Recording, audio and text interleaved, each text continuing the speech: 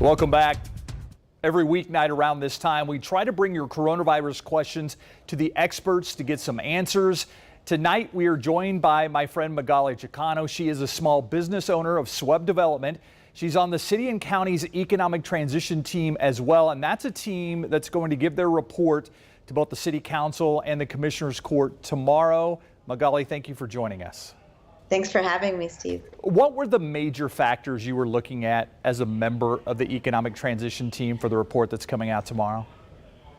Safety, number one, right? So it was just making sure that we were following the health protocols that were suggested. Also, so that was really our main concern, and making sure that everyone was going to be safe at open. That's the balancing act in this whole thing, isn't it? The fact that people aren't going to really come out if they don't feel safe. That's right. They're not going to. And so we needed to make sure that we were promoting that all over, right? Not only on the business side, but also on the just general community. What are some of the ways that you make that happen? How can you make people feel safe to come out to your businesses?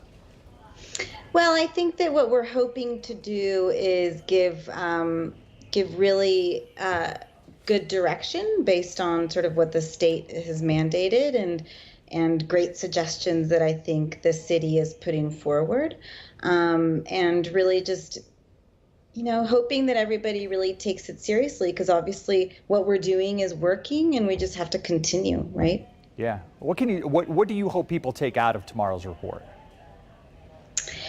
That we just have to continue being really, I know I'm repeating myself, but just continue being safe, right?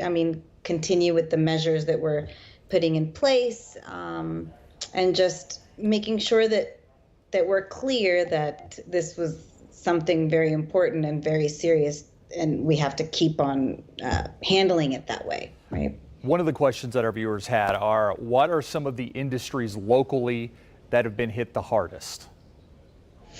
I think definitely the tourism industry, right? So I would say hotels, restaurants, and also I think the health and wellness industry, anything that's very high touch, right? So from spas, salons, they've closed, gyms. Yeah, absolutely, all of that. Did Governor Greg Abbott's Reopen Texas announcement change the way the city-county economic transition team did its business? Did it change at all the way you looked at that transition team, since he was very clear that the state supersedes what the local government can do? I think it gave us definitely direction as to what we had to stay within. But I think that the transition team did an incredible job of, balancing that and bringing to the forefront things that San Antonio has been doing already, as wonderful suggestions to continue doing. Are you worried? This is a personal business person, entrepreneur question. Are you worried that San Antonio's economy will never be the same? Yeah, I'm a super optimist, and I think it's going to be a slow, climb back up. But I have no doubt that we're gonna find our way out of this, and we're gonna really end up okay. I don't think it's going to be quick. I don't think it's going to be something easy, but I think we're going to be okay.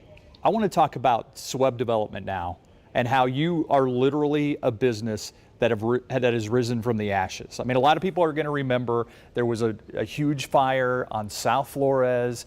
It's a building I've been in before. It was a great building that you guys took over, and then it was gutted by this fire. How has your business been recovering from that?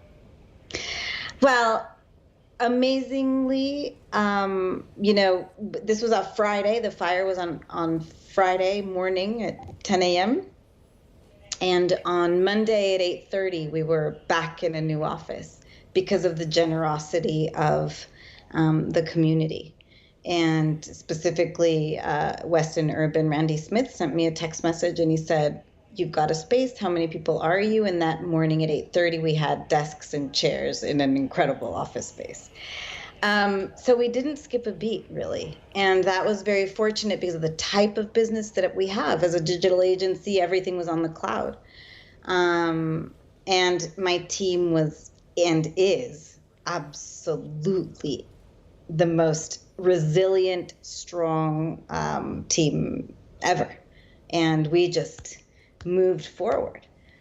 So it didn't take much. I think it was much more of an emotional shock of it all, and then 2 weeks later, COVID happened. So it's been a whirlwind.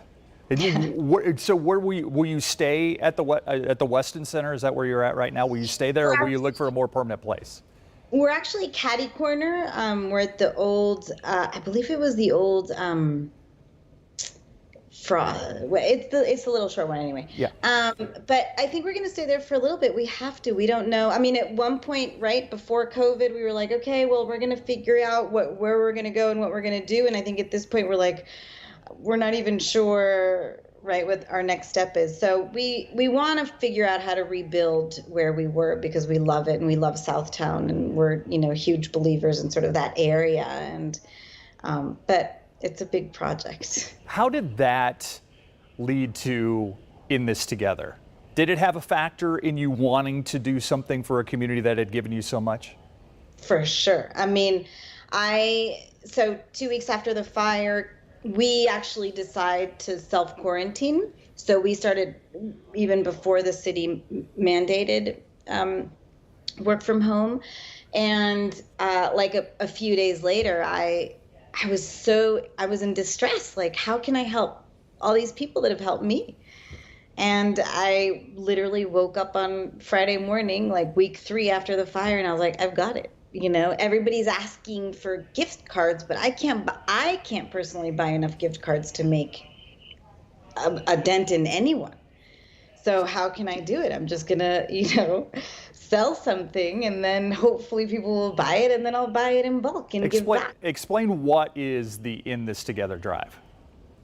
So basically, we've designed T-shirts, masks, and stickers, and people can go online to inthistogethersa.com, and you buy, and 100% of the proceeds goes back to the local business, food and beverage, and then health and fitness. And I buy gift cards in bulk.